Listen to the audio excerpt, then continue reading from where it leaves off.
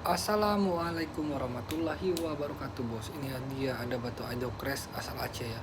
Ini kondisinya saya basahkan air, bentuknya seperti ini, beratnya lebih kurang 3 ons.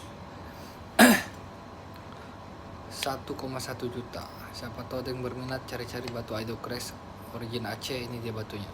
Cuma saya jelaskan bagi yang baru main Hydrocrest, batu ini sangat sulit diolah ya. Kenapa? Karena apalagi bongkahan seperti ini, dalaman batu kita tidak pernah ada yang tahu ya. Bisa jadi ada crack sama asap, karena dua karakter dari batu ini ya, musuh utamanya crack dan asap. Dim jumbo itu adalah idamannya. Siapa tahu yang berminat dan kebetulan cari-cari batu ini, silakan di WhatsApp saya ada di deskripsi YouTube. Mohon bantuannya untuk dapat mendukung channel saya dengan cara subscribe. Terima kasih.